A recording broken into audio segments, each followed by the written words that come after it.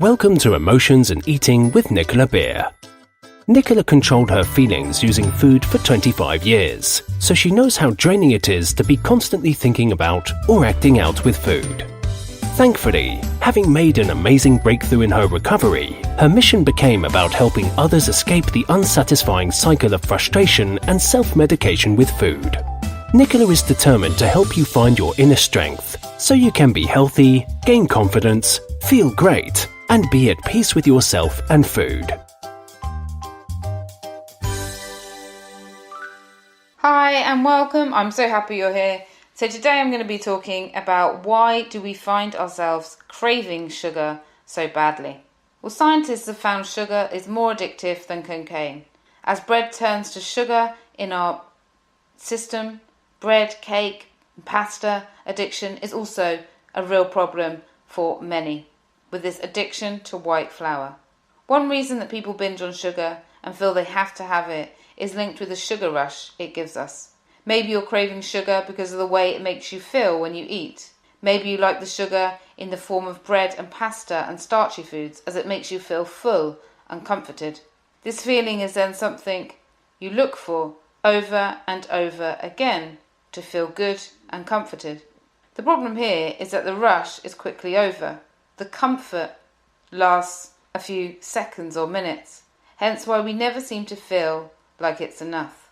And I mentioned that there are different kinds of food that indicate emotional triggers. Sugar often means that you're craving love. And by I say sugar, I mean overeating sugar. Sugar cravings, sugar binging, wanting love. And filling yourself up, really being full, is often filling a void, an emptiness, a loneliness, and wanting to be seen. And all different kinds of foods have these emotional signals, whether it's creamy food, cheese, crunchy food, meat. They all mean different things that we're looking for on an emotional level. And if you're interested in finding out more about that, then do check out my Stop Emotional Eating Pure Peace Toolkit Healthy Eating program. Another reason that people have that strong sugar craving is taste. Many would say, who doesn't like something sweet? Some people's taste tends to lean towards more sugary items, to sweeter rather than a bitter taste, and this is why often people go for that bun, chocolate bar or soda instead of anything else. Especially if you drink a lot of alcohol or you smoke, then often you'll want sweeter and sweeter things because your taste buds may have been affected. So how to reduce sugar cravings? That's the main topic of today. The first is to choose healthier options. Start to choose healthier variants of your sugary snacks. Substitute things like biscuits and chocolates for something in sugar that is natural sugar. So carrots, fruits. If you do your research, you can get the same sweet taste from many healthier options, and eventually your body will stop looking for the stuff that is not a natural source of sugar for your body.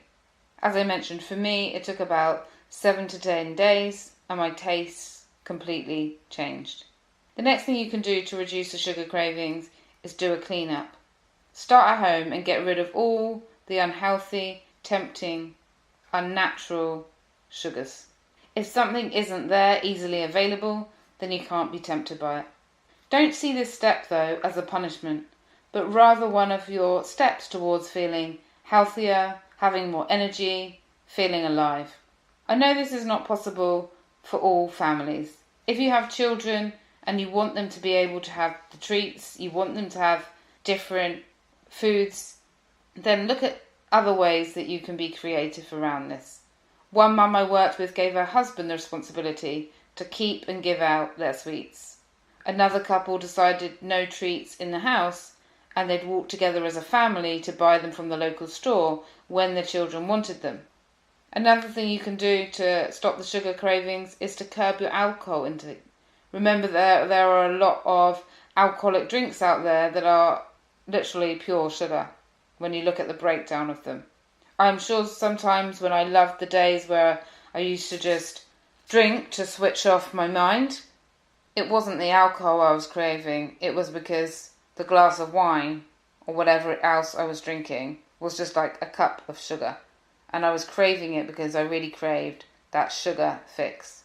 It can be addictive, and you may find that you want more and more sugar, and then this increases your alcohol consumption, and then you wake up the next day and you've got a sugar crash, and then you want more sugar, and that's why often people eat so much more the next day after drinking.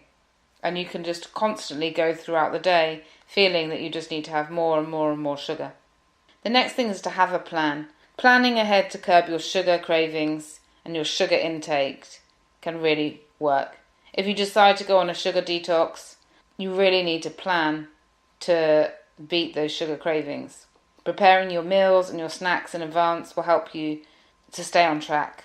Because often the excuse we generally give ourselves is we don't have time to prepare anything healthily. And sometimes it can be about thinking.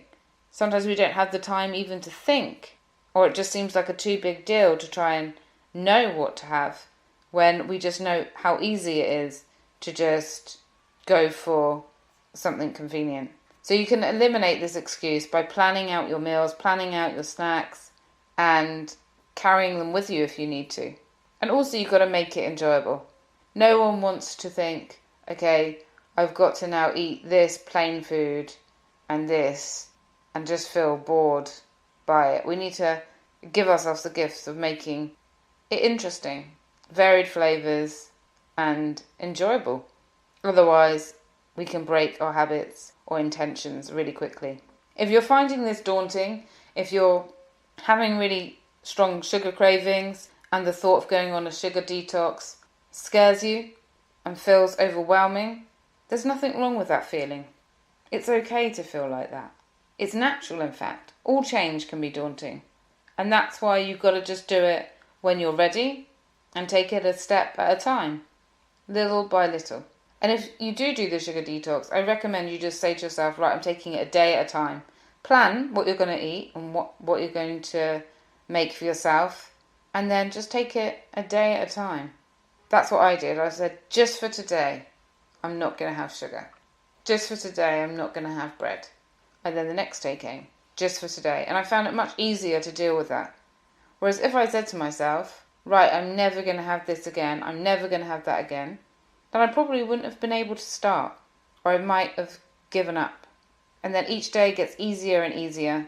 And if you do have a mess up, this is the most important part. If you just take one thing from this episode, or one thing from the whole of all of my podcasts, if you mess up, love yourself more. Love yourself more, because you put yourself out there and you've tried, and you've made a commitment, and you've decided that you want change. And if you've had one blip in the day, in the week, sometimes I work with people who are very triggered by food, and sometimes them being good for a few hours is a breakthrough. So be loving to yourself, be kind to yourself. When I then added on guilt, self-hate, when I would say things to myself, you're going to get fat if you eat that, you're a fatso, or you shouldn't eat this. And then sometimes I would say to myself, I have to be sick, all these kind of things. Starve yourself tomorrow, you don't deserve to eat, you're going to look awful at this event when you wear that dress. I used to say all horrible things to me, and that made me worse. It made me miserable, and it made my eating worse. So really be loving to yourself. And I always ask myself, what can I learn from this?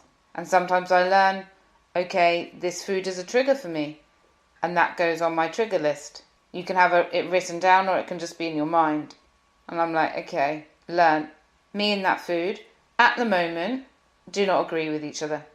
And later, after months of being well and healthy and having a great relationship with food and my body and myself, I can then introduce different foods.